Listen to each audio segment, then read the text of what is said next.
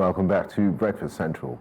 Now, on Thursday, 21st of August, News Central will be hosting the One Middle Belt, One Voice Town Hall meeting, convening stakeholders across political, ethnic, religious and gender lines to deliberate on challenges and chart common ground on the insecurity crisis in the region. Nigeria's Middle Belt is trapped in a cycle of insecurity, from violent clashes to mass displacement. And News Central will now be leading the conversation by pushing for change, by amplifying the voices of survivors and generating practical recommendations for government and security agencies, as well as establishing the foundation for a long-term regional agenda anchored on peace, justice, and socio-economic stability. But first, to join us in highlighting some of the issues to be addressed at the One Middle Belt, One Voice Town Hall is the founder of the Sesor Empowerment Foundation, Ier Jonathan. Good morning. Thank you for joining Good morning. us. Thank you. And thank you for having me. It's great to have you. Yeah. Unfortunately, Pleasure. we're not having you for the most pleasant, of Yes, conversations. I know. Would you say that, that we have as a nation understood, represented, and spoken up for the Middle Belt as much as we should have? No, I would not say that. Now, the Middle Belt, interestingly, consists, yes, there's Benue, Kogi, and a number of states, but also there are parts of, say, for example, southern Kaduna, parts of Gombe, parts of even Niger State, of course, Niger is there, that also see themselves as Middle Belt. In the last few years, there has been this whole movement about Middle Belt, not North. Because one of the things that has happened, politically speaking, for years, even though it was not in our constitution, and they're trying to put it in the constitution now, is we have these 6 political zones. And the Middle Belt has been subsumed under this so-called North Central, which for many of us, I'm one of those people who's of the view, I am not a Northerner. And many Nigerians keep thinking we are Northerners. And they'll say, oh, you're from Benue, Yativ, you're Northern. And it's that same funny aberration around this so-called Hausa Fulani, which is a false creation, created by the colonialists to actually subsume the Middle Belt under indirect rule and actually put us under subjugation. And it continued in our political dispensation. So first and foremost, we even misidentify the Middle Belt. Now, when it comes to the issues of the Middle Belt, first, Middle Belters generally feel that they were used by the Nigerian state during the Civil War to basically keep the nation one, which is good. We want to be part of this beautiful, lovely, diverse nation called Nigeria. But also, when that ended, we now became a tool in the hands of Northern, this whole idea around what is so-called North. And you will hear a lot of people will say they use us during elections to show up numbers so that, quote unquote, the Northern oligarchy can win. Some of our politicians are in bed with this thing, but the Middle Belt is one of the most neglected parts of the nation. And when I talk about the Middle Belt being the most neglected part of the nation, even just simple things like getting from Lagos, for example, to the Middle Belt, parts of the Middle Belt, from our economic capitals, our economic centers, which is a nightmare. The roads are terrible. If you're trying to go from Lagos, before it used to be 8 hours or 10 hours. Now you're talking about 20 hours. So even economically speaking, in the way we connect, we're trying to get some people from Kwara to Jos for the Middle Belt Town Hall tomorrow. It's a nightmare, 20 hours by road. Roads are not good. My goodness. The best they can do is go from Ilorin to Abuja. Then from Abuja is a 5-hour drive to Jos, right? Now, that flight from Ilorin to Abuja is one way, 260,000 naira. Lagos to Abuja is how much? 180. If you're lucky, you see 150K. So there are those challenges. Then forget Benue, there are no airports, or rather there are no flights. They'll tell you that the economic situation is whatever. But I'm saying all of that to say that the Middle Belt feels very hard done by in that regard. Security-wise, we have a population of over 40 million people. That's a huge chunk of this country. And right now, almost 10%, I dare say, and we need to confirm those figures, are displaced of that population. And the Nigerian government has not taken it upon themselves to even say, let us do the figures. So when you look at figures for Nigeria, again, this thing, when you see displacement figures for Nigeria, it is the Northeast figures you tend to see. And for years we've had that. It's only recently UNHCR actually now added some of these figures. So in terms of the responses on the mass displacement concerns, the security concerns, the Middle Belt, a lot of what we now call the North Central they've not done very well as far as we're concerned as a people and what we're seeing on ground.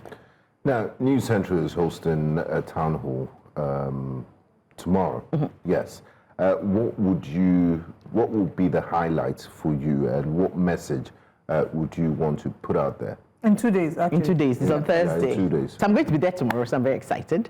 I've managed to secure a seat on the very scarce seats that you get on the flights to Jos from Lagos. So we hope that we'll have more flights going to that part of the country.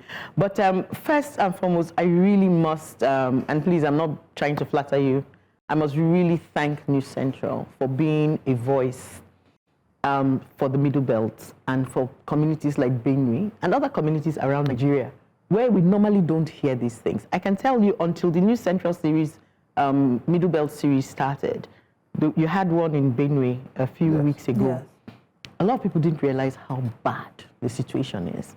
And again, whether it is deliberate, whether it is an oversight, a lot of the displacement issues, the attacks, the killings, the ongoing, quote unquote, I call it a genocide, has been downplayed severely by mainstream media in Nigeria. Now, Plateau we hear more of, and you see a lot of the attacks that are going on. Kwara, sometimes you hear, sometimes you don't. Kogi, silent, but there's a lot. Taraba is another one. So we're having some people coming in from Jalingo as well. So we're very, very excited that this is an opportunity. And I think the theme is one voice, right? Yes. For the Middle Belt to come together. One Middle Belt, one voice. One Middle Belt, one voice. To come and speak, because it's one of the most diverse regions in Africa, I will say. I mean, even Benue itself is is diverse. We have about four groups there. In Plateau or whether in Taraba, they have all sorts of tribes. Some of them I've never even heard of them. But we are expecting that we will come together and talk about our issues. The common issue for us is insecurity, displacement, massive poverty, which also feeds further into the insecurity issue, and to begin to really profess solutions and strengthen the advocacy for the region in this regard. So we're extremely excited. I'm also the convener of the Middle Belt Concern. I've been here to speak sometimes about the Middle Belt Concern, and this is what we're looking for, is security for all. So Middle Belt is home to so many people, and we speak for all. For the Hausas who are in that region, and for so many others. So far, you're there ready to live at peace with everybody. You're not ready to attack and kill people. We speak for you. Okay, you had said something about what you think the cause of insecurity is. Many analysts have argued that it's beyond just insecurity, that it has to do with land, ethnicity, religion. You've called it a genocide, and you won't be the first. But from the work you've done so far on the ground, what would you say are some of the core drivers of insecurity in the Middle Belt? One is the absolute absence of rule of law and the government being determined to do its work. The other thing, I mentioned poverty. Over the years, our regions have gotten poorer and poorer due to just poor governance, poor management of resources. I mean, we get so many allocations, but you don't see much on the ground. I mean, Middle Belt is the food producing area. Benue is the food basket. Plateau produces a lot. Niger, Taraba, and so on and so forth. But somehow, our governments, much like in the north, and many parts of Nigeria actually, have failed, despite trillions spent, to actually take that gift we have. The land in the Middle Belt is so fertile. If you go to Benue, you throw seeds anywhere, they grow. Right? But we've not been able to harness that natural gift and really mechanize and industrialize the Middle Belt. Instead, our governors and whatever, administration after administration, have continued to enrich themselves, take these resources and use them for goodness knows what, and leave the people, with every administration, the people are left poorer. That now leaves them susceptible to all kinds of crime, terrorism, attacks that they can't even defend themselves. And so, for example, I'll just give an example in Benue. When there are attacks in some of these communities, the communities, a lot of them are cut off, the roads are bad, so the infrastructure is also extremely poor. I'm from a community, local government called Kwande. To get to Kwande from Makudi, a journey that used to take 90 minutes will probably take you almost 3 hours because the roads are horrendous. And when you get there, they keep allocating money for the roads, but we don't know what happens to that money. They will come and bring some tractors and then go away. But this is the story across a lot of the Middle Belt. Even getting from the capital. Now, the Middle Belt houses the Federal Capital Territory of Nigeria. It's amazing to me. But to get from FCT to Makudi, that is a 4-hour drive. Between FCT and Makudi, I've forgotten how many kilometers it is. You pass 4 toll gates and you pay. How does that work? So how are you going to encourage trade? I was on that trip. You were on that trip, right? You saw those toll gates, right? Yes. It's crazy. And it just came in, especially with this administration. And you're taxing these people. They're poor. You're not mechanizing. Yes, they're giving allocations. How is the government using those things? So there are all those questions. I mean, sorry to butt in. It's okay. Yeah, please. But that kind of like reflects on what we said earlier this morning, that suggestions are made or the government takes a very strong decision, but then again, it doesn't follow through because you say allocations are being made. They give allocations, but Absolutely. yet nothing is. Nobody sees anything. Let me just ask quickly. Since the New Central will be having this town hall with persons coming from different areas within the Middle Belt, in your heart of hearts, what do you think this would be able to achieve? I think first, this is actually going to be one of the very first gatherings of the people of the Middle Belt on this kind of scale, which is why, again, I think it's such an amazing opportunity. Of course, we're planning to have many side meetings because we're all going to be in Jos. We don't always get the opportunity to meet like this and begin to really talk about strengthening our collaborations and our voice, and just really begin to think about how we can really push through solutions for the various issues that we have. I think it will also help us really understand and talk to each other and dissect. It's not that we don't talk to each other behind the scenes, but when with the town hall, you get so many different perspectives. We're talking about insecurity. Our insecurity in the Middle Belt is a multifaceted demon. The biggest cause of displacement are these terrorist headsmen who come in and attack the communities, right? That's one of the biggest causes. But there's a secondary cause. There are also, I saw in, I think in the opening or introduction, there are also some of these clashes, quote unquote, between communities who are fighting over goodness knows what, whether it's a boundary dispute and all that. Now, those are a bit minor, but sometimes when those attacks do happen, there is also a little bit, some displacement. But the biggest cause is this one. And it's important for us to understand this is the multifaceted dimension of this insecurity. But bottom line, the other thing is the absolute failure of the state at local, state, and federal levels to secure the people, to do their number one job as based on our constitution, which is that you should secure the people and their properties.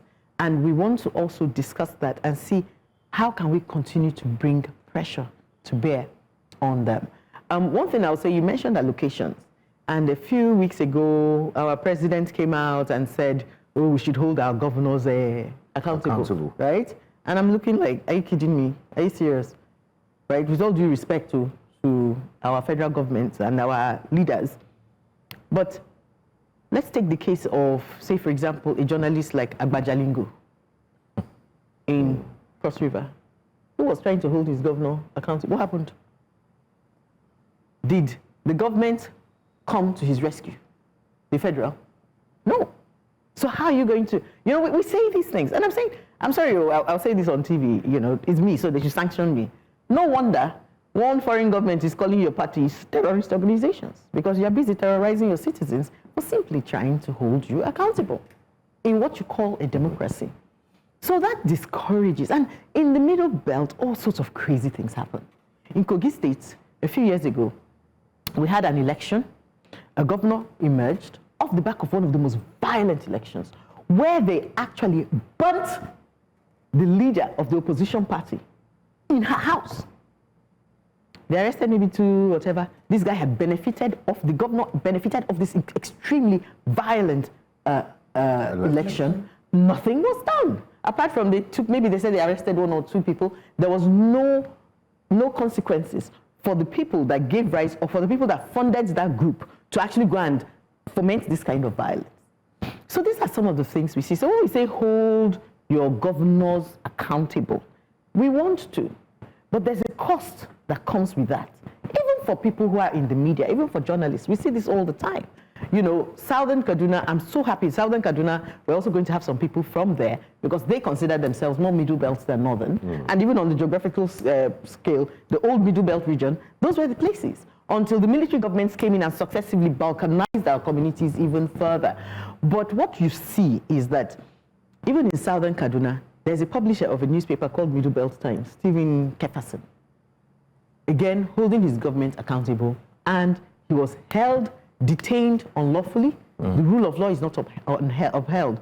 So my own appeal, and one of the things we want to begin to push for at the Middle Belt, is that, yes, we will hold our governments accountable even more, but we expect certain protections from the state, 1. And 2, also we want the state, federal government. I don't see what stops them. If you're doing federal allocations, your allocation every month is 3 billion or whatever it is that you say you're giving the state. What stops you from looking at the human development index of that particular state and saying, if your education is not at this level, your federal allocation gets cut off by a certain percentage until you get it right? Because what are you doing with all this money? How come it is that we're putting all this money, even the security votes, we're talking insecurity now, security votes in Benue, for example, they've received billions, yet the insecurity continues to rise. We're not seeing results. We're not seeing the results. So we need results-driven leadership. We need accountability. The president himself, with all due respect, and his team, they need to get more serious about how they hold even the people, how they hold the governors and their teams responsible for performance. Don't come and put on the citizens what your job is and what you're paid to do by the citizens. That's why you're taxing us. But do you feel like your governors, like the governors in the Middle Belt, do you feel like they are showing up in some capacity, or do you feel that they've become overwhelmed and it's the insecurity challenges have become out of their control? Or do we just see it as a case of, you know, they're probably clueless as to what the next steps are? Well, I'm not in their hearts and I'm not in their team, so I cannot say. What I can just say is that the results speak for themselves. Whatever it is that they're doing or not doing, it's showing in the results, and it's not working, and they're failing at that.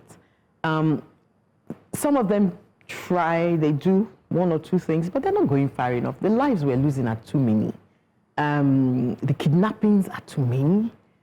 There's no consequence for these kidnappers. They are roaming our forest freely, roaming our farmlands freely, and nothing is happening.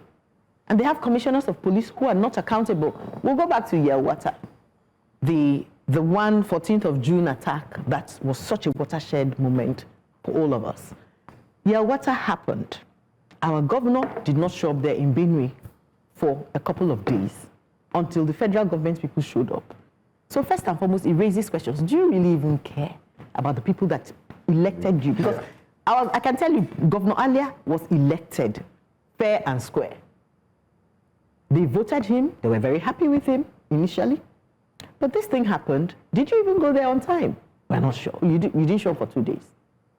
Then, when the president, after much pressure again, president now shows up a few days later. And you now turn it. I mean, but when it's time for election, he will get to Yelwata and campaigning. Well, so, unfortunately, Yelwata again has been in the news in the recent times. Absolutely, because even last week, Udie, another small community, that should tell you there's a failure. Okay. So you see those things. Let me just land on that point in terms of, because we're not feeling like they're serious enough. The Commissioner of Police of Benue State, do you know his name? Thank you. Have you ever seen him come out on TV? Well, maybe once or twice. Have you seen him come out and tell us what investigations they're doing to track down those killers? Have you seen them say they have forensic anything going on? Meanwhile, they're receiving billions in the security vote. That should tell us something. Okay. I mean, it's really a heavy conversation to have this morning. But let's talk about the psychological impacts of all this, right? What is the state of the average citizen in the Middle Belt? We're seeing the displacements increasing, unfortunately. Yeah, absolutely. We're having another talk, a town hall meeting. How are we sure that people will come out and talk? How important is it for people to come out and talk? Because I want to assume that there's a certain discouragement that creeps in, that sense of, defeat that creeps in. Has it crept in yet in the minds of the citizens? For some, absolutely. I mean, there are some who have been severely displaced for years. We have a community in my local government called Mon. They've been displaced. They've even taken over. The terrorists that are just roaming around with their head, cattle, or whatever they say they are doing there. And the government is not doing anything. This has been going on for 10 years. So the people, on one level, they are displaced, extremely traumatized. There's a woman in the IDP Makudi camp called Jerry Ayem. She spoke at your town hall, the town hall in Makudi, where they came in and macheted her 4 children and her mother and burnt them. She couldn't even continue talking. I don't know if you watched that clip. She said her heart is broken. But she had to say something. God bless her fighting spirit, but she's extremely traumatized. So last time I spoke with her, which was last week, she's still living in the camp. We've been trying to find housing for her. Thank God her church has stepped in, and they're finding housing and trying to get her with the community so she's not alone, and so on and so forth. But that is the story of many. The men, severely displaced. Women go to the farms to get food, they are raped and sometimes killed. These stories are downplayed. Do you hear our government talking about it? There's no compensation, there's no resettlement of the IDPs because their places have been taken over. Even when they say they've resettled and they go back, they get attacked. So we're not seeing an end in sight. So the people are extremely traumatized, extremely. You go to several of the camps, some of them are just going around blank state, some have lost their minds. Having said that, there's also a certain level of hope and faith and resilience that many of them display. One of the things that breaks my heart is you go there, they're so grateful for every little thing you give them. Some of those communities, when you go there, you will go, they don't have food.